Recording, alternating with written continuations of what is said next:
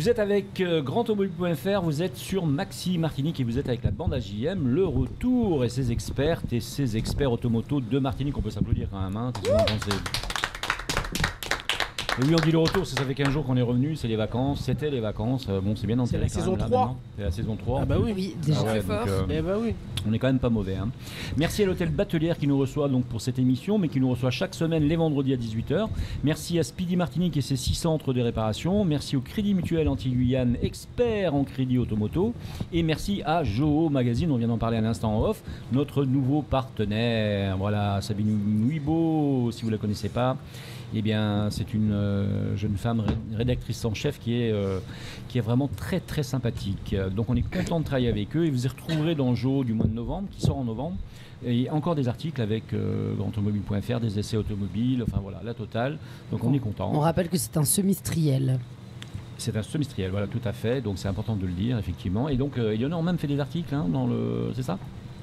Bah, apparaître en novembre. Apparaître en novembre. Ce donc sera la super. surprise. Oui. C'est la surprise. Bon, bah super. J'ai pas cassé la surprise, j'espère. Non, c'est bah non. Tu sais que moi, c'est une fois que ça sera sur le papier glacé que je te dirai, c'est bon. Bon, d'accord. En tout cas, il y a quand même quelques articles sympathiques qui vont sortir aussi avec cette équipe. Et c'est tant mieux. On est content de ça. Nous retrouvons donc pour conduire cette émission, on vient de l'entendre, sans excès de vitesse, je me répète, Éléonore Théodose, notre Miss Sécurité Routière. On peut l'applaudir. Mélodie Mussing, notre maîtresse préférée. On peut l'applaudir. Jimmy Tomer. Bonsoir à tous. Voilà, Jimmy Tomer, notre essayeur, pilote essayeur, donc aussi bien sur grandautomobile.fr que pour cette émission. Et bien sûr, on est super heureux pour la 2e semaine consécutive. On a réussi à la garder, Vanny Le Mouillec. Elle est restée. Très fort. Alors Vanny, pour l'instant, elle est un petit peu candide. Hein. Là, elle est là, elle regarde un petit peu ce qui se passe, mais elle prépare ses armes pour de futures rubriques. Ça va venir, chroniques, ça va venir. Voilà, donc on s'inquiète pas de ce côté-là. Alors, ce soir, on va recevoir donc dans un instant, avec un grand plaisir, Julie Jaccaria du réseau RKS, le réseau des kinés du sein. Vous savez qu'on arrive bientôt dans la période d'Octobre Rose. D'ailleurs, on parlera un petit peu d'Octobre Rose. On dira comment ça s'est créé, pourquoi ça s'est créé. Et on verra que dans cette situation qui est compliquée, souvent à la sortie d'une opération de la poitrine, du sein donc, eh bien parfois il faut une rééducation et donc les kinés se sont associés en Martinique avec des formations spécifiques pour pouvoir donc traiter ces patientes qui ont des problèmes suite à l'opération. Donc on verra ça tout à l'heure avec Julie Jaccaria avec un grand plaisir. Vous savez qu'on est proche de ce problème, déjà l'année dernière on en avait parlé un petit peu, rappelle-toi, et sur grandautomobile.fr en tout cas à chaque fois on est là avec des grandes causes sanitaires, voilà, on le rappelle, hein, aussi le cancer du côlon. Tout à fait, on était il n'y a pas longtemps là-dessus effectivement. Mais le cancer du sein particulièrement, on a une gente féminine qui nous suit énormément, donc on est proche de cela. Et c'est un cancer en plus qui est soignable assez facilement si on s'y prend de bonne heure. Donc tout ça est affaire de palpation, mais on verra ça avec Julie Jaccaria. Et de sensibilisation. Exactement. Mais on est très heureux aussi de recevoir 2 concurrents finalement quelque part. D'un côté, on a alors 2 concurrents à 2 niveaux. Ça va chauffer. Alors, ça va chauffer les gars. Je vous le dis, on a fait ça exprès. Hein. C'est un plateau, tu sais, à l'ancienne. Un ring. Voilà, un ring. Alors pourquoi je vous dis ça ? Parce qu'il y a 2 concurrences. Parce qu'il y a une concurrence VO-VN chez nous dans le secteur automobile. Alors VO, c'est les véhicules d'occasion, bien sûr. On va voir qui le représente. Et VN, c'est l'autre combat, donc VN, c'est véhicule neuf. Donc on a, on va dire, un responsable de véhicules d'occasion qui vend des voitures d'occasion, et on a un conseiller commercial qui vend des véhicules neufs. Ça, c'est pour planter le décor.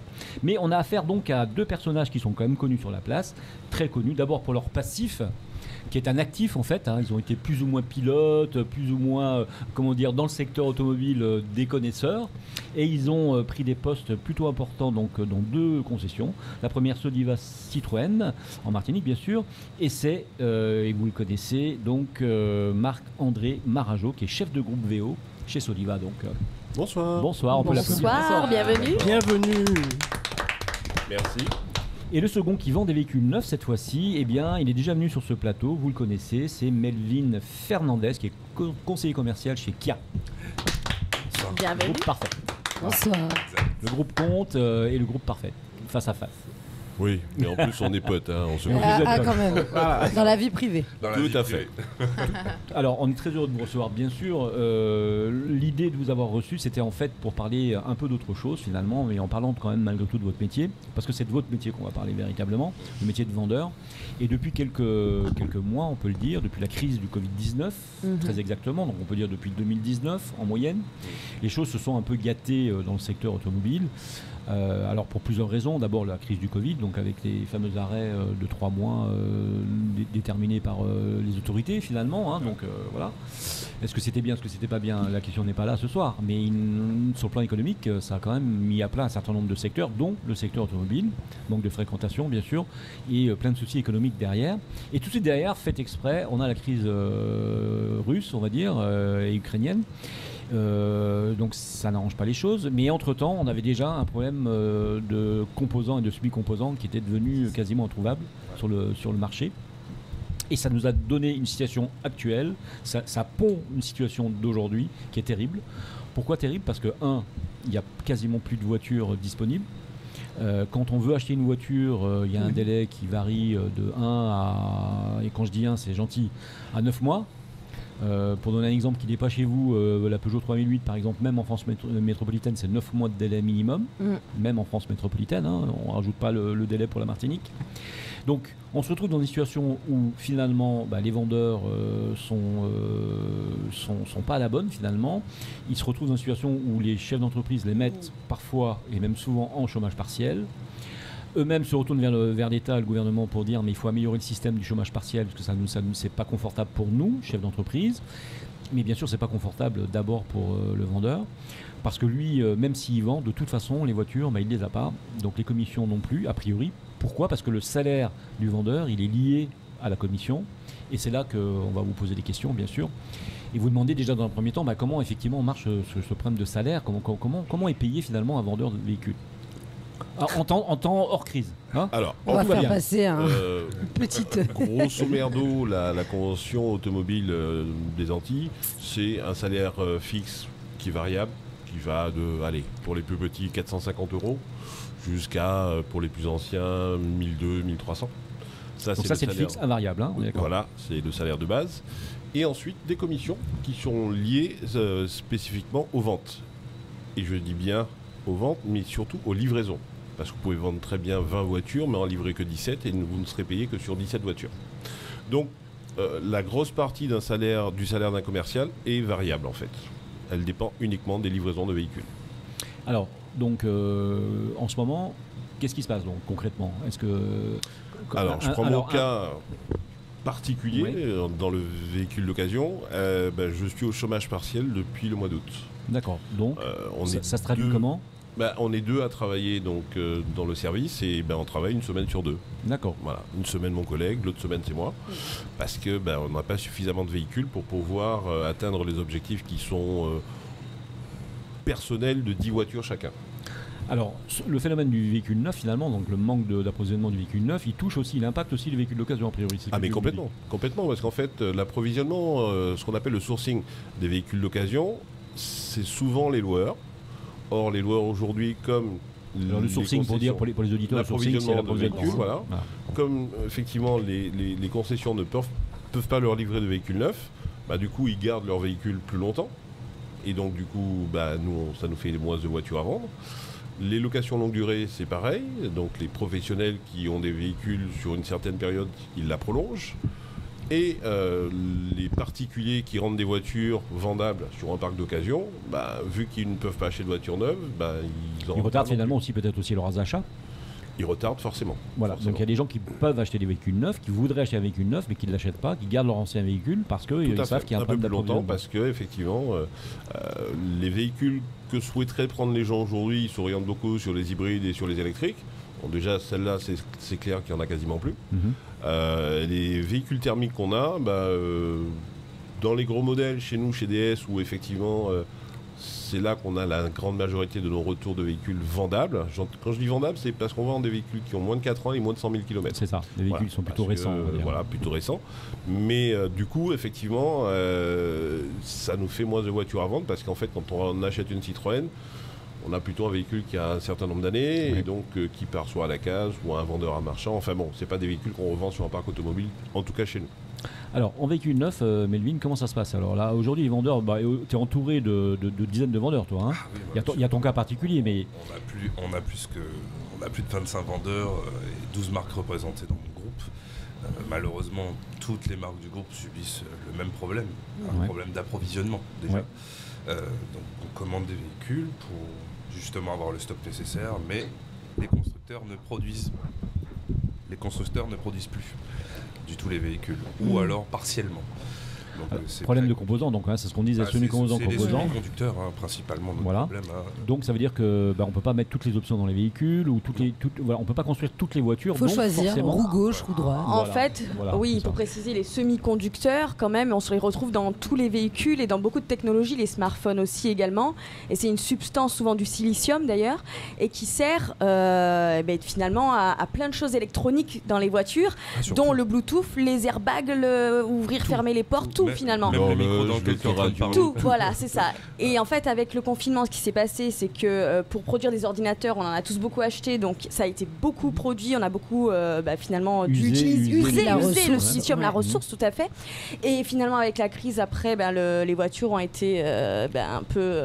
elles ont été impactées. Voilà, impactées totalement. Et les usines avaient fermé aussi, parce que... Les usines qui ont fermé 6 mois. Elles sont toujours fermées en Chine. Il ne faut pas oublier que dans certaines régions en Chine, le Covid sévit toujours, et comme la Chine est un pays plutôt dictatorial, en fait il y a beaucoup de régions qui sont fermées, donc beaucoup d'usines, et certains ports sont fermés. Il ne faut pas oublier que Shanghai, il y a un producteur de semi-conducteurs, c'est celui qui a 50% du marché mondial. C'est ça. C'est énorme. C'est là que ça bloque. C'est le battement-d'aile du papillon, on n'imagine pas que ça puisse avoir un impact tel dans notre quotidien, et là c'est direct, là on voit les effets. Concrètement, Melvin, est-ce que tu as des cas de vendeurs par exemple qui ont décidé de se reconvertir, de quitter le métier, de faire autre chose, ou qui y pensent? Pour l'instant, chez AutoGM, il n'y a pas eu de départ, il n'y a pas eu de départ de vendeurs. Bien sûr, on en discute entre nous.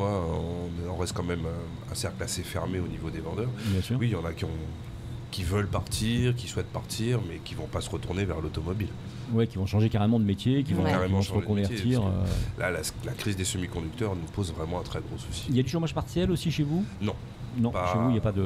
Même pas chez Audi. Chez Audi, j'avais entendu peut-être que chez Audi, il y avait du... Non. Aucune décision n'a été prise de ce côté-là. Et est-ce que ça a impacté les prix du coup de vente? Ah oui, bien sûr. Ouais. Ce qui est rare et cher. C'était une fausse question, Ce qui est rare. C'est pareil chez nous. Dans les véhicules neufs, en tout cas, il y a entre 3 et 500, voire un peu plus d'augmentation sur toutes les voitures. Non, tu parles de 500 €. Oui, bien sûr. D'accord. De toute façon, il y a une augmentation qui vient des constructeurs. Il n'y a pas de raison de ne pas l'impacter sur le marché. C'est obligatoire. On achète les voitures plus chères. Bien sûr. On subit, nous, aux véhicules neufs, 2 augmentations dans l'année. Tu en as une en décembre-janvier et une mi-juillet, donc milieu d'année. Donc à chaque fois, on a une augmentation sur le prix du coût de la matière première, qu'on réimpacte bien sûr pour le client. Alors, ce qui est surprenant, c'est qu'il y a cette situation liée à la crise des semi-conducteurs qui impacte le marché des véhicules neufs. Mais ce qui m'étonne, c'est que ça le soit aussi pour les véhicules d'occasion. On sait que depuis maintenant un peu plus de 2 ans, le marché des véhicules d'occasion a totalement explosé. En métropole, en France métropolitaine. En métropole, un peu moins ici. En fait, c'est équilibré par le problème des loueurs de voitures. Les grands loueurs de voitures, les grandes sociétés de location de voitures équilibrent le marché finalement, parce qu'elles rachètent les voitures, etc. Enfin, c'est compliqué, il y a un marché qui est compliqué derrière, donc l'occasion n'est pas aussi bien impactée qu'en métropole. J'ai envie de te dire, les vendeurs de véhicules d'occasion manquent de voitures. Donc, ça on en entend parler tout le temps. On en a parlé un peu tout à l'heure, mais c'est localement. En fait, tout le marché est impacté. En fait. Le marché est complètement impacté, mais du début de la chaîne à la fin de la chaîne. Donc on parle de la vente, on parle effectivement de la réparation, on parle des pièces détachées, mais tous les services dans l'automobile sont impactés par ce souci de semi-conducteurs, forcément. Et comment vous imaginez les perspectives alors, l'évolution? Je vous dis juste que c'est provisoire. Alors, il faut savoir qu'au niveau national, 6 mois. Voilà, ils annoncent. En fait, si tu veux, cette crise des semi-composants, c'était prévu la fin 2022, ça devait être terminé, on devait repartir sur des bonnes dates. Et là, ils annoncent novembre 2023. Donc là, tous les spécialistes sont d'accord là-dessus. Maintenant, c'est novembre 2023. Donc il y a encore, on va dire. Non, mais il faut être optimiste. Pardon ? Il faut être optimiste. Non, puis il faut être optimiste, mais c'est vrai que c'est un marché qui a été... Enfin, il faut savoir que le marché automobile, au niveau technologique, c'est un des marchés les plus évolutifs du monde. C'est celui qui propose le plus de nouvelles technologies. Avec j'imagine la téléphonie. Ouais. Avec la téléphonie sûrement, ouais. Oui, on est bien d'accord, avec la téléphonie, en parallèle même je dirais avec la téléphonie, mais il ne faut pas oublier que ce marché a été impacté pour une première fois par l'Europe, par les décisions de l'Europe qui sont incroyables. C'est-à-dire que le marché européen, c'est le seul marché qui s'auto-abîme tout seul, on va dire. Oui, les décisions européennes sont tellement terribles parce qu'en fait, il faut comprendre qu'on prend, on est les seuls en Europe à considérer que la pollution sort de l'échappement.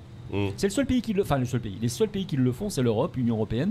Donc, on a des dictateurs, mais vraiment, des dictateurs au pouvoir de cette Europe qui nous empêchent de voir la réalité correctement, qui nous imposent, par exemple, le véhicule électrique, alors qu'ils savent très bien eux-mêmes que c'est pas la solution finale, on va dire. On est d'accord. Il faut comprendre que pendant que des pays développés comme la France, l'Angleterre ou l'Allemagne, si vous voulez, s'auto-censurent sur les véhicules en diesel, alors qu'il y a des nouveaux filtres, qu'il y a plein de choses intéressantes. Un véhicule diesel est plus propre qu'un véhicule essence. Il y a d'autres pays qui sont en plein développement, comme le Brésil, toute la partie Amérique du Sud, la partie Asie, où eux, ils peuvent se développer comme ils le désirent.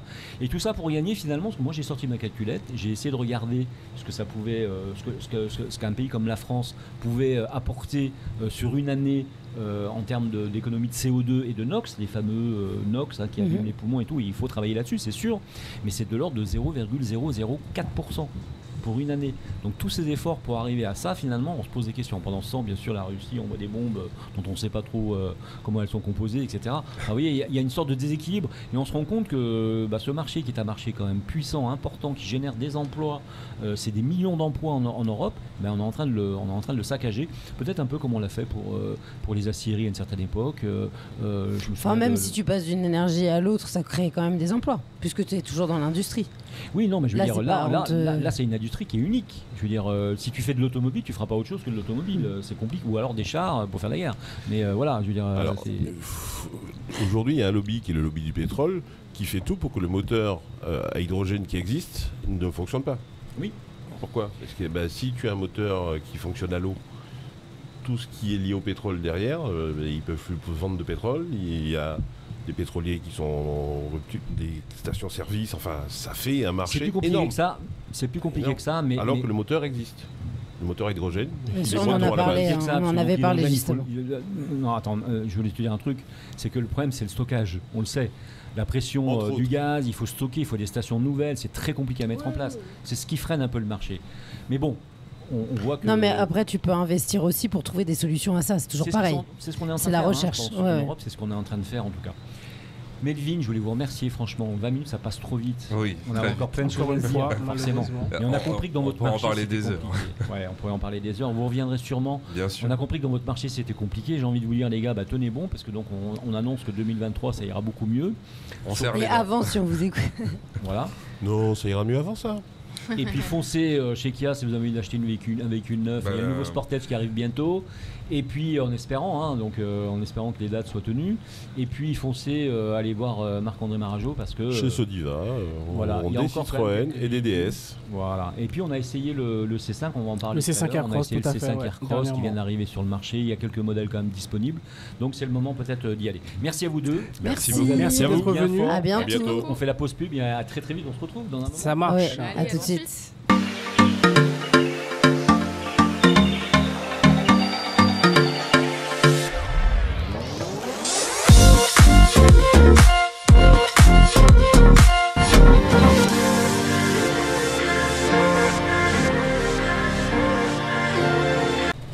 Allez, vous êtes de retour avec grandautomobile.fr, vous êtes sur Maxi Martinique et vous êtes avec la bande AJM. C'est le retour après les vacances. On a vu les vacances d'Éléonore qui étaient extraordinaires, mais on en a su beaucoup plus en off. Mais on ne vous racontera rien du tout, bien sûr, parce qu'on est des gens discrets. L'imagination débordante de Jean-Marc. Alors mais attends, nous la Normandie, on adore, il n'y a pas de problème. Je veux dire, mieux que le Luberon d'ailleurs. Luberon, les gens font un peu la gueule quand même. Ah oui, c'est vrai qu'en Normandie, on est hyper joyeux, chaleureux. Bah, ça, je l'ai vu. Je suis passé déjà une fois en Normandie. On va recevoir des courriers des lecteurs. Il faut arrêter. Moi, je vais avoir des problèmes. Les gens du Luberon, ils le savent. Ils me connaissent. Oui, mais moi, les Normands, j'ai plein de Normandie. Les Normands, c'était sympa. Oui. C'est le pays de Bourville. Oui. Bah oui. Ah, ça fait rêver. Elle connaît pas, c'est qui? Elle sait pas c'est qui. Bourville, tu sais pas qui c'est? Bah bien sûr que si. Comment tu me racontes? Mais non, mais t'as vu sa tête, regarde. Fernandez, Louis de Funès, tout ça. Voilà, elle connaît. Jadis. C'est Bourville qui chante salade de fruits. Alors, merci à l'hôtel Batelière qui nous reçoit pour cette émission chaque semaine, les vendredis à 18h. Merci à Speedy Martinique, merci au Crédit Mutuel Anti-Guyane, merci à Joe Magazine, notre nouveau partenaire. On est super content d'être partenaire de Joe Magazine. Eh bien, comme je vous l'ai dit tout à l'heure, nous recevons ce soir quelqu'un d'intéressant et d'important, on va dire, dans le monde féminin. Et dans le monde d'ailleurs du soin en général, c'est Julie Jaccaria, je vous en ai parlé un petit peu tout à l'heure, qui fait partie du réseau RKS. Alors ce réseau RKS, eh bien, c'est le réseau des kinés du sein, tout simplement.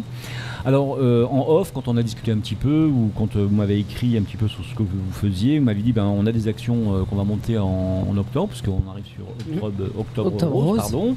Donc on va en reparler un petit peu tout à l'heure. Et eh bien on s'est rendu compte d'une chose auquel on ne pense pas toujours effectivement dans cette terrible maladie qui est la maladie du sein, même si on verra que on peut la soigner assez bien si elle est prise rapidement, si elle est détectée rapidement. Mais il se trouve que quand il y a une opération, quand c'est obligatoire et que l'opération se passe, malheureusement, il y a parfois des séquelles ou des difficultés à se remettre d'aplomb sur le plan de santé. Et c'est là que le kiné peut intervenir. Et pour ça, il faut qu'il soit formé. C'est votre cas dans ce réseau. Alors, vous pouvez nous en parler un petit peu. Qui vous êtes? Qu'est-ce que vous faites? Alors, vous êtes kiné, bien sûr. Bonsoir, merci de me donner la parole. Effectivement, donc, je suis kiné et formée à la prise en charge qui est assez spécifique quand même du cancer du sein. Et donc, le rôle du RKS, c'est quand même de parler de cette prise en charge qui est encore trop méconnue parce que les patientes ne sont pas au courant, le corps médical ne sait pas vraiment ce que l'on fait. Et d'ailleurs, au niveau de la Sécu, on n'a même pas d'acte proprement dit pour la prise en charge du cancer du sein. Donc, il y a encore beaucoup de choses à faire et donc on a un rôle mais très précoce dans le traitement, voire au tout début, même au moment de l'annonce, parce qu'on a la chance de pouvoir passer du temps avec la patiente. On va pouvoir lui expliquer comment ça va se passer, elle va pouvoir nous poser les questions, on va pouvoir prendre le temps de répondre, ce que les médecins n'ont pas forcément l'occasion de faire. Donc là, on parle d'une patiente qui a eu, par exemple, une ablation du sein. Voilà, comme vous dites, une ablation du sein, une mastectomie, donc il y a une tumeur, il y a une ablation du sein. Il y a eu peut-être aussi un curage au niveau ganglionnaire, donc une cicatrice au niveau de la poitrine et dans le creux axillaire. Et ça va entraîner plein de conséquences. Et souvent associé à ça, il y a une chimiothérapie et une radiothérapie, donc les rayons, ce qu'on appelle un peu communément les rayons. Et ça, il y a plein d'effets secondaires. La chimiothérapie, par exemple, les patientes sont souvent très fatiguées. Il y a une perte de poids, donc une fonte musculaire également. La radiothérapie, elle, ça va griller, brûler les tissus sous-jacents, donc la peau, le muscle, pour évidemment accéder jusqu'aux tumeurs. Et donc on va avoir des séquelles de tout ça, une rétraction de la cicatrice, une rétraction de la peau, des étirements qui vont se faire, des tiraillements qui vont se faire au niveau de l'épaule. On peut même retrouver des tensions jusque dans la main, tout le long du bras, ça s'appelle des cordes ou des brides. Il y a des adhérences, tout ça. Et donc nous, notre rôle, ça va vraiment être de travailler pas seulement sur la cicatrice et pas seulement sur l'épaule, parce que souvent les femmes qui se font opérer se disent qu'elles ont un problème d'épaule. Les médecins vont leur dire ne bougez pas votre épaule, sauf que c'est juste valable quelques jours, on ne se fait pas opérer de l'épaule. Et donc il faut vite récupérer cette mobilisation, cette mobilité. Et donc on a tout un intérêt à travailler la cicatrice, qu'elle soit au niveau du tronc ou du creux axillaire, les étirements au niveau du bras, la mobilisation au niveau de l'omoplate, tout ça pour retrouver une activité normale. Un confort de vie, finalement. Mais complètement. Voilà. Il y a des femmes qui vont se retrouver complètement fermées sur elles-mêmes parce qu'elles ont une cicatrice qui tire, parce qu'en plus elles ont l'ablation du sein, donc psychologiquement on n'a plus envie de se montrer. Donc l'enroulement de l'épaule, on veut plus se redresser, on se cache en fait. Et là nous on va leur montrer qu'il va falloir s'ouvrir, qu'il va falloir se redresser, qu'il va falloir bouger. faire des étirements régulièrement à la maison. D'ailleurs, le réseau des kinés du sein, lui, a cette action aussi. Il a créé un mini livret qui est accessible sur le site en téléchargement pour faire des exercices, des conseils d'auto-étirement à la maison. Et ça, au moins ça, quoi. Et donc en post-op, en post-opératoire immédiat. Et un peu plus tard pendant la rééducation. Et quand une femme, imaginons, vient vous voir en tant que kiné classique, elle apprend qu'elle a ce cancer du sein, elle sait qu'elle va être opérée, en amont vous pouvez aussi déjà faire des exercices pour préparer l'opération, ou c'est vraiment une fois que ça a été fait? Complètement. En fait, on a vraiment un avantage à les voir en amont parce qu'en fait, on va pouvoir faire de la prévention et leur dire comment va se dérouler l'opération, comment vont se dérouler les soins, qu'est-ce qu'il faudra éviter et du coup, mettre en place les exercices tout de suite après l'opération. Donc nous, on a vraiment intérêt à aller voir, j'ai envie de dire, j'ai une patiente, moi, elle est venue J0. Donc J0, c'est elle s'est fait opérer le matin, elle est arrivée le soir pour prendre rendez-vous. On a fait un premier bilan qui dure au moins 30 minutes. Et là, en fait, déjà, il y a un message qui passe. On est déjà en train de dire, ça, vous pouvez le faire, ça, attention à ci. Et puis, progressivement, on va pouvoir progresser dans les exercices et améliorer sa condition de vie. Mais psychologiquement, ça aide, parce qu'elle se projette. Exactement. Et puis, éviter les peurs, parce que dès qu'il y a une peur de bouger, on appelle ça une kinésiophobie, donc ça veut dire qu'on ne bouge pas, peur du mouvement, donc on se rétracte, on se referme, on se limite. Alors on va moins sortir, on va moins bouger, on va arrêter de faire du sport, et c'est un vrai cercle vicieux. Alors plus on voit le kiné précocement, plus on va vous mettre en santé rapidement en fait. Alors quel kiné... Ah pardon, excuse-moi. Quel kiné peut adhérer du coup au réseau RKS? Est-ce qu'il y a une formation? Comment ça se passe? Ouais, il est préconisé d'avoir fait une formation au préalable. De toute façon, on est un peu trié sur le volet quand on veut adhérer au RKS. On fait une demande et on va vous demander quelle formation vous avez faite, est-ce que vous faites former régulièrement. Donc il faut avoir un minimum quand même et avoir aussi la possibilité de se former régulièrement. Donc le RKS, lui, au niveau national, fait des webinars auxquels on a accès gratuitement en tant qu'adhérent. Et nous, on a la chance d'avoir des formateurs qu'on fait venir en Martinique environ tous les 2 ans. Donc c'est vraiment, on va pas dire une spécificité, mais vous avez plus de chances d'avoir une rééducation complètement aboutie, complète, quand vous allez voir quelqu'un qui s'y connaît. Moi, par exemple, je fais pas de rééducation avec les bébés. Je suis vraiment nulle. Donc si j'ai une maman qui vient, mon fils il a un pied beau, est-ce que vous pouvez le rééduquer? Vous l'envoyez vers une collègue, qui s'y connaît mieux. Exactement. Et donc le RKS c'est un réseau national? Voilà, c'est national et depuis 2 ans, alors ça a été créé en 2019 et ça fait 2 ans qu'il y a une antenne en Martinique. D'accord. Donc moi je suis la référente en Martinique et on est une quinzaine de kinés formés du coup adhérents au réseau, mais on est plus de 50 à être formés sur l'île, vraiment répartis sur tout le territoire. D'accord, sur tout le territoire. Ouais. Et d'ailleurs, j'en profite, si je peux, oui, bien sûr, c'est de se rendre sur le réseau des kinés RKS Martinique sur le Facebook, où il y a les sur la vidéo. Ouais, il y a les informations avec le nom des collègues qui participent, qui sont formés. Donc si chacun peut trouver dans sa ville, c'est réparti sur le territoire. On est assez bien répartis, un peu moins au nord forcément, parce que moins de cabinets, moins de collègues, mais globalement, il y en a un peu partout quand même. Et d'un point de vue personnel, pourquoi vous en êtes arrivé à avoir cette spécificité-là? Je vais dire que c'est du hasard. J'aurais même dit que je voulais pas y aller en fait, parce que moi, personnellement, j'ai été touchée proprement déjà jeune parce que j'ai eu un décès dans ma famille qui m'a profondément touchée. Par rapport au cancer du sein. Par rapport au cancer du sein. Ensuite, j'ai eu ma maman qui est toujours avec moi. Et en fait, j'ai été embarquée dans l'histoire avec les Amazones il y a 5 ans. Et je connaissais Alexandra Arnay qui voulait faire venir sa kiné de métropole qui était aussi formatrice. Et qui m'a dit, Julie, je veux faire venir ma formatrice, il faut que tu me trouves 25 kinés. Ok, je te trouve 25 kinés. Je lui ai trouvé 25 kinés, on a fait la formation, c'était super, très enrichissant. Fabienne Le Guéveldos, la formatrice, était juste extraordinaire. Ça donne vraiment une pêche incroyable parce que ce genre de pathologie, c'est lourd quand même. Oui, bien sûr, et on a besoin d'être blindé pour écouter les histoires et puis des fois... Accompagner, oui. Ouais. Il y a quand même des traitements qui se finissent parfois mal. Voilà. Alors, on parlait d'amont et d'aval presque tout à l'heure. Deux questions en une finalement. Est-ce que vous, votre rôle, ça serait pas. Est-ce que dans votre rôle, il n'y a pas aussi finalement la possibilité de faire du dépistage, puisque vous avez déjà ce contact avec le corps, on va dire. Pas forcément, parce que on va pas voir les personnes très tôt en fait en dépistage. C'est pas vers nous qu'elles vont s'orienter. Mais par contre, on a là, par exemple, pendant Octobre Rose, pendant le mouvement qui s'organise, on va pouvoir échanger et parler de l'autopalpation et montrer comment ça se passe et tout ça.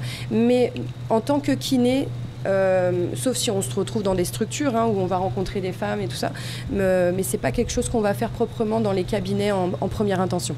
Alors, mis à part des événements ponctuels qui sont connus comme Octobre Rose, est-ce que le réseau RKS a d'autres actions locales qui permettent justement d'être plus connus, puisque actif, vous avez dit tout à l'heure là, plus actifs, puisque vous avez dit tout à l'heure là qu'il y a certains réseaux médicaux qui ne savent pas peut-être que vous existez, ne savent pas comment orienter les patientes. Donc, mis à part Octobre Rose, durant l'année... Alors, c'est un travail de fond et de longue haleine pour aller contacter un maximum de professionnels de santé, les médecins, les chirurgiens, les radiothérapeutes. Donc, personnellement et avec quelques collègues, on essaye d'avoir des rendez-vous pour leur communiquer. Donc, avant les vacances, d'ailleurs, on a vu les chirurgiens de la MFME, le message est vraiment super bien passé. Donc, on a vraiment une communication. Il n'y a pas de protocole, en fait, c'est ça, vous voulez dire? Il n'y a pas de protocole établi. Ils ne savent pas vraiment ce qu'on fait. Donc, nous, on est là pour leur dire, la kiné, voilà ce qu'on fait, voilà pourquoi il faut qu'on voit les patientes, quoi. Voilà. Alors, il faut rappeler aussi que donc, chaque année, du 1er au 31 octobre, on le rappelle pour la population, il y a donc, cette campagne d'information sur le dépistage du cancer du sein qui se déroule donc, pendant tout le mois d'octobre. L'idée de lutter en informant, dialoguant et mobilisant pour réunir des fonds pour la recherche. Pas oublier que Octobre Rose, c'est d'abord ça, mobiliser des fonds pour la recherche. Alors, est-ce que je vous pose une question, et je la pose à Éléonore en priorité. Est-ce que vous savez où est née cette opération Octobre Rose? Dans quel pays? Dans quel pays? Ah non, moi je sais pas. Allez, on pose des questions. Pays latin? Je sais pas non plus. Pays latin? Pays du Nord. Moi j'aurais dit pays du Nord. Je ne sais pas. Non, au Canada? Je sais pas. Alors, c'est né aux États-Unis. D'accord. À l'initiative de Madame Laubert, qui est arrivée en France en 1994. Depuis, elle ne cesse d'évoluer et de grandir à travers le symbole fort du ruban rose. Donc cette opération, c'est le ruban rose, bien sûr, que nous, on profite de mettre en avant à chaque fois, et sur gantautomobile.fr et sur Maxi. Voilà, c'est juste pour la petite information. Ouais. Culture G. Il faut se rappeler aussi qu'en octobre, la Tour Eiffel se part de rose aussi. Donc, mais on a les menus roses, nous, ici aussi. Voilà, tout à fait. Non, mais pendant tout le mois, il y a des manifestations sportives. Complètement. Chaque commune a ses monuments, effectivement, en rose. Donc on sent que le métier de kiné, c'est le métier logique derrière en rééduque, on va dire finalement, comme on appelle ça chez vous, c'est ça, la rééduque. Et donc cette formation, est-ce qu'elle est compliquée? D'abord, est-ce qu'elle attire vraiment du monde en dehors des 25 qui sont déjà adhérents, mais est-ce que les kinés sont vraiment sensibilisés à cette idée que leurs patients peuvent avoir ce problème-là? C'est très variable d'un kiné à l'autre, ça va dépendre de ce qu'il a déjà dans ses bagages. Après, est-ce qu'elle est compliquée? Je pense qu'il faut quand même se maintenir à jour. Globalement, on a au moins 2 jours de théorie pour revoir un petit peu comment ça se passe au niveau des pratiques chirurgicales, des traitements, tout ça. Et puis la prise en charge proprement dite de kiné, ce qu'on va faire pour chaque pathologie, conséquence de traitement. Et après, on a une journée de pratique, au moins, ça c'est vraiment le minimum, pour pouvoir pratiquer sur les patientes. Ça c'est génial quand on a la chance d'avoir des patientes qui ont été opérées. Donc on va pouvoir vraiment mobiliser les tissus, voir un petit peu qu'est-ce qu'elles ressentent, elles vont nous guider. Et ça vraiment, c'est compliqué de faire une formation en e-learning, c'est la grosse mode, mais c'est pas forcément enfin, il faut pratiquer, ça c'est clair. Est-ce que la patientèle dont on parle depuis tout à l'heure est devenue votre patientèle principale, ou est-ce que à côté parce que j'imagine que je sais pas, mais quel pourcentage ça représente dans votre activité du quotidien? Alors c'est pas ma patientèle principale parce que je fais 2 autres choses aussi, mais qui se recoupent finalement, qui peuvent être complémentaires. Donc ça fait à peu près entre 10 et 20% de ma patientèle. Donc 2 patientes sur 10 quoi à peu près. Que je vois régulièrement. Et au niveau des institutionnels, l'ARS, l'Agence régionale de santé locale, elle sait que vous existez? Il y a des actions qui sont peut-être prévues pour... C'est en cours. Tant mieux, mais il faut. Ouais. D'ailleurs, je je les hashtag. Oui, forcément. Alors du coup, c'est bien, ta question est bien posée. Et il faut savoir que donc, pendant Octobre Rose, il va se passer des événements. Donc du coup, on peut parler un peu d'événements, de dates, qu'est-ce qui va se passer? Alors de notre côté, le réseau des kinés du Saint-Martinique organise tous les dimanches matins sur la place de Dizac au Diamant un rendez-vous de 8h à 10h. Donc ça commence ce week-end, dimanche. Donc le rendez-vous est donné sur la place de Dizac. Il y aura un stand du RKS où là on va commencer d'abord par une marche rose. Donc venez tous en rose avec votre famille, vos amis, vos collègues. Vous êtes conviés à marcher sur la plage chaque dimanche matin. Voilà, on va. Ça peut être un ruban rose aussi. Alors on va voir ce qu'on peut faire. Si on est assez, il faut être vraiment nombreux pour faire. Alors après le titre de l'événement c'est la vague rose. Donc le but ce serait de se donner tous la main à la fin de la marche et de faire une vague tout le long de la plage. Alors si on peut faire les 3 km ce serait magique. Bon après faut que je descende sur terre aussi. Jean-Marc, tu mets ton bikini rose. Voilà, aussi ça marche, ça marche.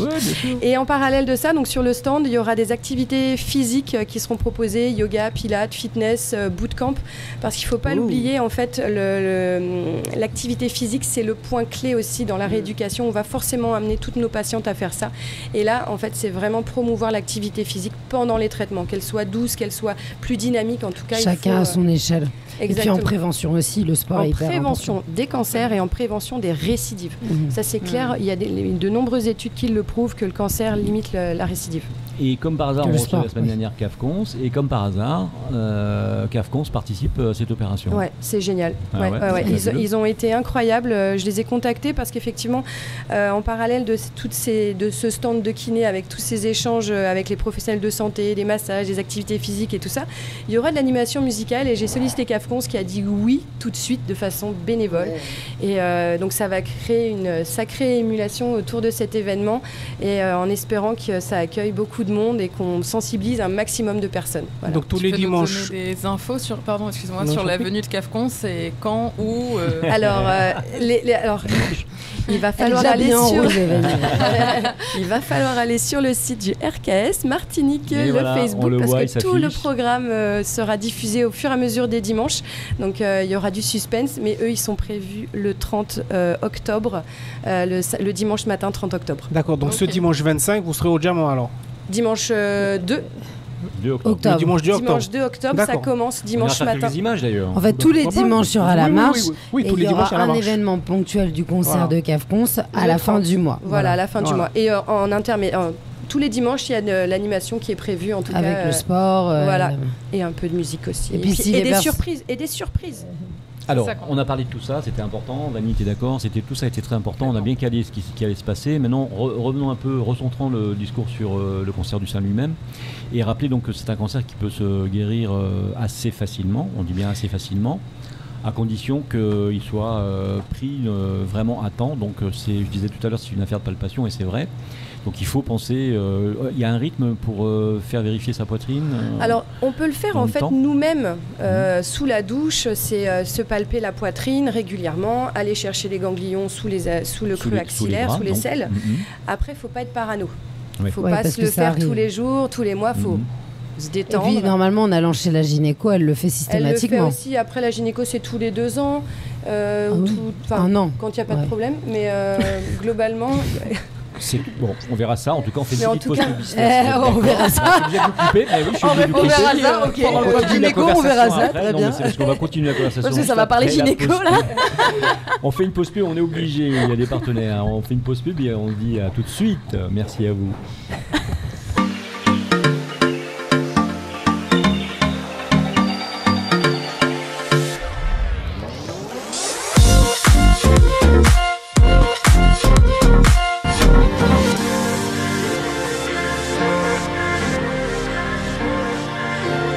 Allez, vous êtes avec grandautomobile.fr, vous êtes sur Maxi Martinique et vous êtes avec la bande d'AJM, ses expertes et ses experts automoto. C'est vrai que notre dernier invité, on n'a pas posé de questions encore automobile, mais ça va venir avant la fin de l'émission, c'est sûr. Mais le sujet est vraiment passionnant parce qu'il est très important de le traiter correctement. Et brûlant et actuel. Tout à fait. Allez, on remercie donc l'hôtel Batelière qui nous reçoit, Speedy Martinique, on remercie le Crédit Mutuel Antilles-Guyane et on dit merci à Jo Magazine, notre partenaire. Et nous sommes donc avec une personne qui nous intéresse beaucoup autour de cette table. Vous avez compris que notre conversation va continuer. C'est Julie Jacaria du réseau RKS, le réseau des kinés du sein. Et bien sûr, on parle de ça parce que c'est bientôt le mois d'octobre et que c'est le mois du cancer du sein. La sensibilisation. La sensibilisation au cancer du sein. Alors, et qu'on symbolise par le neurose parce que dans notre société, on estime, et c'est amené à changer, c'est important de le dire, que le rose est assimilé au féminin. Mais ça vaudra peut-être y réfléchir. C'est faux. Mais déjà, c'est faux parce qu'il n'y a pas une couleur déterminée par sexe. Et en plus de ça, ça peut aussi concerner les hommes et une minorité d'hommes. C'est bien ça ? Exactement, oui. Il ne faut pas oublier que ça peut concerner 5% des hommes. Le cancer du sein existe aussi chez eux. Et vous en avez déjà eu ou pas, à titre personnel, à traiter ? Mais en ayant fait un webinaire pour la Ligue, il y a un homme qui a échangé avec moi. D'accord. Effectivement, ouais. Et ils a ont les d'autres mêmes cancers aussi. Donc et comment ça se manifeste chez eux ? Il y a des ganglions ? Pareil, exactement. Il faut qu'ils sentent aussi au niveau autour du mamelon, au niveau de la poitrine. Enfin, ils ont exactement la même chose que nous, sauf que c'est beaucoup plus petit. Mais en tout cas, il faut qu'ils aillent palper. Ils peuvent sentir quelque chose d'anormal dans le creux axillaire. Voilà, donc c'est vraiment la même chose. Et il peut y avoir aussi une ablation du sein de l'homme. De l'homme aussi. Voilà. Bon, c'est moins visible. Voilà. Et d'ailleurs, ce monsieur-là m'avait demandé est-ce que j'ai droit à la reconstruction ? Je lui dis mais bien sûr. Après, je lui ai même posé la question parce que lui, ça n'avait pas l'air de le déranger, c'était plus par rapport à son épouse. Et je lui dis mais est-ce que vous voudriez pas être le représentant pour montrer, parce qu'effectivement, on voit la cicatrice et en fait les gens sont plus gênés et puis ils se disent oh non, il faut que je cache. Mais pourquoi pas être ambassadeur finalement et dire que bah oui, ça existe. Il y a des campagnes de communication l'année dernière déjà. Très bien avec des femmes mais qui ont choisi de garder leur cicatrice sans faire de reconstruction. Ça, vous le savez, ce qui motive ces personnes à garder... Est-ce que déjà, tout le monde est potentiellement peut accéder à la reconstruction, ou il y a des cas où on leur dit non ? Alors ça, après, c'est à voir avec le chirurgien. Je pense que c'est lui qui va proposer par rapport au parcours de soins, à la texture de la peau. Enfin, après, je ne suis pas plasticienne, donc je ne peux pas trop me prononcer là-dessus. Mais en tout cas, oui, la reconstruction est possible et à différents stades. C'est pas forcément... Alors, ça peut se faire pendant l'opération, pendant l'ablation de la tumeur. Ça peut se faire plus à distance et il y a différents modes de reconstruction par prothèse, par lipo-remodelage. Donc on prend du gras dans les fesses, dans le ventre, on le réinjecte. Refaites-moi tout, on en profite. On en profite un petit peu. Alors il y a aussi, alors ça c'est assez impressionnant, c'est qu'on va prendre un morceau du muscle du dos qu'on va faire pivoter et qu'on va mettre dans le sein. Et donc c'est une autogreffe en fait. Et c'est assez impressionnant, mais ça recrée le galbe du sein. Il y a aussi on peut reprendre aussi une partie du ventre qu'on va greffer aussi au niveau de la poitrine. Là, c'est vraiment de la microchirurgie. Et je crois d'ailleurs qu'il y a eu une association entre les chirurgiens de la Martinique et les chirurgiens du Canada pour faire cette technique maintenant. Donc, on avance. Et qu'est-ce qu'il y a d'autre ? Donc, c'est un choix très personnel, en tout cas, la reconstruction ou la non-reconstruction. Voilà. Pardon, quand on parle de reconstruction, on parle beaucoup de forme du sein, mais il n'y a pas que ça, si je peux me permettre. Il y a aussi tout ce qui est dessin, justement, du mamelon. Et donc là, il y a des tatoueurs esthétiques qui sont vraiment formés là-dedans. Donc, c'est pas que pour les seins, d'ailleurs, ça peut se faire pour pas mal de cicatrices, etc. C'est très impressionnant parce que on le voit en photo, c'est vraiment du 3D. Et parce que c'est bien beau d'avoir un sein qui a vraiment cette d'apparence sous un vêtement, mais pour les personnes dans leur intimité, parfois ça ne suffit pas. Et tout à l'heure, vous en parliez avec le monsieur et sa femme. Peut-être que d'apparence, ça se voyait moins à travers un vêtement, mais que pour lui, c'était vraiment le côté intime sur la plage, qui le gênait. Voilà. Et donc, c'est là qu'on vient avec le tatouage, justement. Et j'ai appris ça il n'y a pas longtemps. Et vraiment, je trouvais ça extraordinaire parce que... Il y a le tatouage, il y a le tatouage qui peut cacher la cicatrice, mais il y a aussi le tatouage qui va recréer le mamelon avec dermopigmentation. Oui, c'est ça. Il y a même le volume du mamelon qui peut être recréé. Alors après, c'est plus spécifique en utilisant des parties de peau particulières. Et donc, on va essayer de recréer le sein. Après, il faut juste dire que ça sera jamais, ça reste une prothèse. Ce sera pas la même chose que de l'autre côté forcément, mais en tout cas, le côté féminin est quand même conservé et pour certaines femmes, c'est vraiment hyper important. On reprend confiance en soi et voilà, et on peut tourner la page aussi. Alors justement, j'allais vous poser une question sur le côté, l'aspect psychologique finalement. Est-ce que dans ce package que vous proposez à ces gens, donc de soins finalement, il y a aussi le côté aide psychologique. Je crois que le kiné est déjà proche de ces patients sur le côté psychologique. Exactement. On a la chance de passer du temps régulièrement avec elles et donc on peut écouter. On a beaucoup de rôles d'écoute dans ce cas-là parce que elles se posent des questions sur ce qui va se passer, comment ça évolue, parce qu'elles connaissent pas ce qu'on a nous sous les mains et du coup on leur parle, on leur explique tout ça. Et puis des fois on rentre un peu plus dans les détails aussi parce que il y a des traitements, mais l'hormonothérapie des fois c'est en fin de traitement, il y a les effets secondaires vont toucher un peu l'intimité aussi, donc c'est intéressant aussi d'en parler parce qu'il y a aussi des solutions. L'hormonothérapie, on peut préciser quand même. L'hormonothérapie, c'est un traitement qui est souvent donné à la fin de tout le cursus de soins pour éviter que ça revienne, que le cancer revienne. Donc c'est un traitement au long cours sur environ 5 ans, ça peut être plus, ça peut être moins, mais c'est vraiment pour lui couper les jambes, quoi. C'est, voilà, vous avez les chiffres en tête de la récidive du cancer du sein ou pas? Non, mais pour avoir... En tout cas, si on fait du sport, ça diminue. Éventuellement, on pourra regarder, faire des recherches et l'afficher. Si on fait du sport, ça diminue de 60%. Alors, c'est énorme. Oui, c'est énorme. J'ai le tableau que j'ai pris chez vous d'ailleurs, le tableau donc du. Alors c'est la clinique du coureur parce que je suis formée aussi à la clinique du coureur, donc pour la course à pied, mais en fait ça regroupe l'activité physique en elle-même et le sport est un outil on a tous accès à ça facilement. Il faut se le dire et c'est valable quand on a le cancer du sein encore plus. J'ai envie de dire mais c'est tout au long de la vie bien sûr.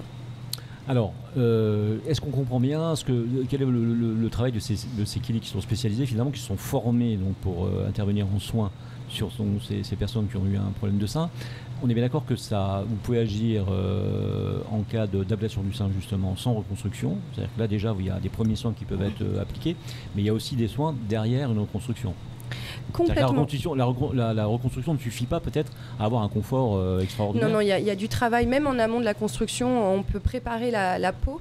Assouplir parce qu'il y a eu la cicatrice en dessous, donc on va assouplir la cicatrice, on va faire en sorte que le bras reste mobile, que la poitrine reste mobile par des exercices respiratoires, des étirements, des mobilisations. Et une fois que la reconstruction est faite, c'est pareil, il faut que la cicatrice soit des plus souple, qu'elle soit vraiment élastique, donc on va vraiment travailler là-dessus et maintenir aussi cette mobilité du bras et éviter qu'il y ait des corps, parce que ça c'est quelque chose qui revient malheureusement de par la radiothérapie qu'il y a eu et la perte d'activité aussi. Donc voilà. Mais une fois qu'on a travaillé là-dessus, il n'y a plus qu'une chose à faire, c'est vivre après et le mieux possible. Le mieux possible. Alors les femmes qui nous écoutent, il y en a certaines qui ont ce problème. Quel est le protocole? Comment ça se passe? Qu'est-ce qu'il faut qu'elles fassent? D'abord vous appelez, je suppose. Voilà. Ou appeler un des kinés des 25 adhérents, on va dire. Elle peut demander, maintenant les chirurgiens normalement sont au courant, ils ont la liste des kinés, ou alors se rendre sur le site du RKS, parce que vous pouvez avoir accès par exemple. Vous n'êtes pas forcément de la Martinique, vous êtes peut-être en Guadeloupe ou alors vous faites soigner en métropole.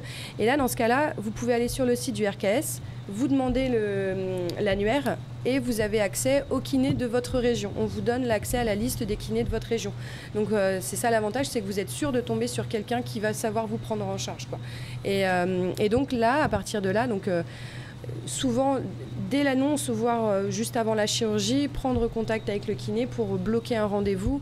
Moi, j'adore prendre une heure pour un bilan. Et souvent, le bilan va prendre plus de temps parce qu'on parle beaucoup en première séance. On échange beaucoup. Elles ont besoin de vider tout ce qu'il y a, quoi. Enfin, c'est lourd tout ça. Et on est vraiment là pour les écouter. Donc souvent, une séance, 2 séances pour faire le bilan et après on commence vraiment à attaquer le traitement. Et là, ça va. Alors, c'est pas forcément très agréable. De combien? 30 minutes, 45 minutes? Moi, je prends minimum 30 minutes, 30 minutes. Et il y a forcément une partie où là, ça va être du massage, de la mobilisation, des étirements. C'est pas très agréable, faut le dire, parce que pour un massage de cicatrice, faut y aller.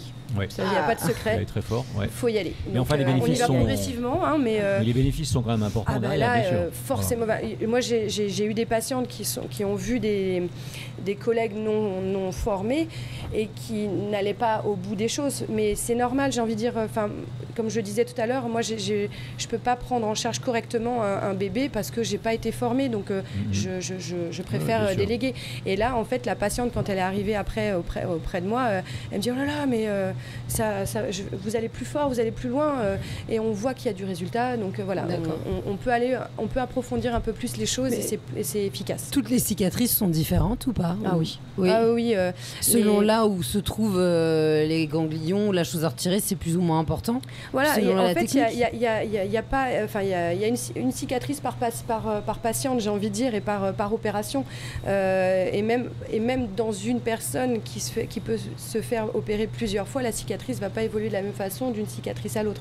Donc il va falloir vraiment la surveiller. Il peut y avoir aussi des œdèmes qui apparaissent, qui se répandent dans le bras. Donc il y a vraiment de la surveillance à faire aussi à ce niveau-là. Donc finalement, vous participez à la surveillance aussi post-opératoire. Surtout en post-opératoire. Là, c'est pour ça que c'est important qu'on soit en contact avec les infirmières, avec les chirurgiens, parce que des fois, on peut se retrouver avec des cicatrices qui deviennent inflammatoires, qui peuvent être un peu purulentes. Et là, nous, c'est la double peine. Parce que ça peut arriver, hein, mais là, du coup, il faut vraiment qu'on soit vigilant et qu'on renvoie vers le médecin si c'est nécessaire. Donc, outre cet aspect pratique que vous avez en tant que kiné, il y a aussi cet aspect d'écoute que vous avez beaucoup mis en avant. Donc, il y a un peu de psychologie avec les patientes. Oui. On n'est pas formé pour ça trop à l'école. Enfin, moi, personnellement, il y a 15 ans, je n'étais pas formée pour ça. Donc, ça sert à ça, les formations aussi, c'est de se mettre à niveau et pouvoir leur répondre, en fait, et les écouter et les faire comprendre que la rééducation, ça va se passer comme ça, qu'il va falloir adhérer aussi aux soins. Parce que c'est pas forcément évident de venir à chaque fois et de se dire « Oh là là, ma kiné va me faire mal » ou alors « Oh là là, elle va me faire du sport ». Alors, il y en a qui n'ont vraiment pas envie de faire de sport et c'est pourtant la finalité. Mais voilà, donc il faut vraiment une adhésion thérapeutique, on appelle ça, pour que la patiente se sente bien, en confiance et qu'on puisse faire du bon travail ensemble. Parce qu'on est vraiment deux experts. Elle est experte de son corps, moi je suis expert de la prise en charge kiné et on a vraiment des échanges à avoir ensemble. Il n'y a pas de hasard du fait que vous soyez allés dans ce réseau-là. C'est-à-dire que vos collègues qui ont décidé d'adhérer, ils ont aussi cette foi en l'être humain, ils ont envie d'aider, ils sont empathiques. Je pense que celui qui n'est pas dans le dialogue, et ça on respecte parce qu'il y a aussi peut-être des kinés qui sont très fonctionnels mais qui n'ont pas envie spécialement d'écouter la vie des gens dans l'émotion, eh bien ces personnes-là se tourneront pas vers... Voilà, ils vont faire autre chose, mais je pense qu'après tout, dans notre boulot quand même, il y a beaucoup d'écoute et d'empathie. Au fur et à mesure des formations, moi je me suis rendu compte que finalement, c'était peut-être même la clé du traitement. Et que des fois... c'est pas tous comme ça. Non. Mais on voit que les choses changent quand même parce que moi, ça fait presque 10 ans maintenant et je vois que plus j'écoute les gens et moins ils ont besoin de kiné. C'est génial. Donc on est avec Julie Jaccaria, je le rappelle. Tu souris, ça Est-ce qu'on voit que t'es pressé par le temps? Il attendait que il va pas reposer une autre question, celle-là. Oui, c'est important parce que... Il nous a fait des signes. Ah d'accord, ok, j'ai pas vu. Non mais c'est simplement pour dire qu'on est avec Julie Jaccaria et que de tout ça, donc on peut le retrouver, toutes ces explications que vous avez données, vous pouvez les retrouver donc à partir du dimanche 2 octobre. On l'a bien compris sur la plage de Dizac au Diamant. Donc il faut y aller parce qu'en plus il y a des stands, il y a CAFCON, on l'a vu, donc c'est intéressant. Il y aura de la musique, il y aura une loterie, il faut participer, il y aura des massages aussi faits par les kinés, des soins énergétiques. Ben voilà, il y aura c'est quand même plein de choses. Donc ça vaut le coup. Donc on y passera. Tous les dimanches matin. D'accord, on y passera. Ah bah très bien, et pour pouvoir vous retrouver, donc c'est le site, c'est RKS. RKS Martinique sur Facebook et Instagram pour toutes les informations. D'accord. Alors une petite question, vous qui êtes kiné, ça tombe bien parce que vous savez qu'on est dans une émission aussi automoto, donc il fallait qu'on parle d'Octobre Rose, c'est fait. Là on voulait parler un peu d'automoto. Vous êtes kiné, alors quel est votre rapport à la voiture finalement? Parce que vous faites des déplacements aussi peut-être? Alors j'en fais plus parce que je travaille maintenant chez moi, dans mon cabinet, mais j'adore ma voiture par contre. Bon, alors on peut savoir ce que vous avez comme voiture? J'ai le droit de faire de la pub là? Oui, la pub c'est un fait. Il va adorer ça mon concessionnaire. C'est quoi? C'est une Jaguar ou pas? Citroën Berlingo. C'est trop bien. Bon, j'ai 2 enfants et c'est super pratique. Eh ben ça tombe bien parce que justement ça nous permet de faire la transition puisque donc on était chez Citroën cette semaine. Cette semaine, oui, tout à fait. Jimmy, du moins, oui, cette semaine. Oui, cette semaine. Ouais. Et donc, on a fait l'essai de la Citroën C5 Aircross. Ouais. J'ai failli l'acheter. Voilà. Donc, Julie a failli l'acheter. Donc, dis-nous. Eh ben, c'était un très beau véhicule qui a subi un peu un restylage par rapport à ce qu'on connaissait auparavant. Donc le Citroën C5 Aircross est devenu là vraiment pour le coup un vrai SUV, un petit peu plus grand au niveau de l'habitabilité que le Berlingo, mais qui se retrouve vraiment dans un esprit famille. Berlingo qu'on va essayer d'ailleurs bientôt. Berlingo qu'on va essayer en version automatique. Ah, je veux bien venir. En version automatique également, tout à fait. Ouais. Et donc c'est un modèle qui a été restylé afin de pouvoir tenir tête un peu à ses concurrents que sont le Peugeot 3008 ou le futur Renault Austral qui sera prévu d'ici la fin de l'année, en décembre. Oui. Donc celui qu'on a essayé, c'était si ça arrive. Mais ça c'est à cause de la guerre en Ukraine, bien évidemment. Aussi, les composants, on espère. Donc l'essai qu'on a pu faire la semaine dernière, c'était avec le modèle 3 cylindres turbo de 131 chevaux, 1,2 litre. Voilà, tout à fait. Et c'est un modèle qui est vraiment au niveau de l'habitabilité. Je ne vais pas dire une habitabilité Citroën record, par définition. Mais bon, c'est Citroën par définition. La fameuse suspension à butée. En confort de roulement avec les butées hydrauliques progressives. Voilà, extraordinaire ça. Un très beau confort. C'est une manière, ces suspensions, c'est une manière d'absorber les aspérités du sol. Il y en a un petit peu chez nous, surtout quand on va à la plage, par exemple. Un petit peu, oui. Ça permet vraiment, le véhicule absorbe vraiment au niveau de ses suspensions, donc ses aspérités. Du coup, on est dans Citroën la voiture. Est très fort là-dessus. Ah oui, ce sont les pionniers quasiment. On était du côté de Sainte-Luce, on était sur une zone, en plus il avait plu, donc c'était quand même pas simple. Et franchement, on a vu la différence. Citroën, c'est le confort aujourd'hui. En plus, il s'améliore en termes de style, de beauté d'ensemble, on va dire. Ouais, tout à fait. C'est ça que c'est un vrai SUV. Le design, voilà, c'est un vrai SUV. Outre les suspensions, il y a également le confort de l'assise, puisque les sièges ont été remodelés. Ils ont leur propre signature au niveau de la fabrication des sièges qui permet d'avoir une densité de mousse pour notre popotin très appréciable. On avait des popotins très à l'aise. Voilà, tout à fait. Et donc au final, il est disponible dans plusieurs couleurs, 6, plusieurs packs coloris. Une nouvelle couleur bleue magnifique voilà. Aussi. Et donc il est très à l'aise sur les routes et il fera le plaisir des plus grandes familles. Voilà, s'il avait pas, je voulais préciser à nos auditeurs, s'il y avait eu quelques défauts à noter, on l'aurait dit, mais il a un empattement qui est un peu plus haut en plus que ses concurrents, donc il permet d'aller vraiment à la plage sans aucun souci, charger la voiture avec les enfants. On a vu tout à l'heure la semaine dernière, on avait CAF-Compte avec nous, ils ont 4 gamins, là on peut les mettre tous dans la voiture, les bagages avec, c'est-à-dire tout ce qu'il faut pour la plage, les seaux, les pelles, et on roule très très bien sur des terrains compliqués. Et il est beau, il est agréable. Très agréable. Les professionnels du RKS, pour ceux qui vont opter pour ce modèle-là, pourront trouver là un véhicule allié pour aller voir les différentes patientes. Son seul défaut peut-être, c'est sur la motorisation, puisque c'est un 1,2 litre 230 thermique encore malheureusement. Donc il faut prendre le chemin, il faut prendre le train en route, j'ai envie de dire, le train électrique. Et on attend avec impatience donc la version hybride rechargeable. On attend les versions hybrides, 225 chevaux, je crois, c'est ça. Entre autres, il me semble. Tout à fait. Donc, il faut savoir que le grandautomobile.fr va stopper les essais thermiques, diesel ou essence. On va arrêter définitivement. On va se tourner de plus en plus vers tout ce qui est hybride, 100% électrique. Voilà, il faut suivre ce que veut l'Europe, ce que veut aussi la planète, parce qu'elle souffre beaucoup en ce moment. Donc c'est vrai qu'il faut passer à autre chose.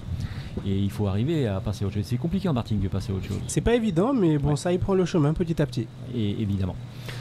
Donc, on redonne quelques informations sur Octobre Rose. On sait que ça va démarrer du 1er au 31 octobre, que c'est important que tout le monde y participe, soit sensibilisé, les femmes en particulier. À quel âge il faut commencer à s'inquiéter ? Oula.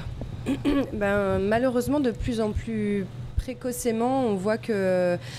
En plus, aux Antilles, malheureusement, le cancer touche des femmes de plus en plus jeunes. Alors, sans être parano, mais il faut rester vigilant. Il y en a avant 30 ans, elles ont le cancer. Avant, c'était nos mamans qui avaient ça, quoi.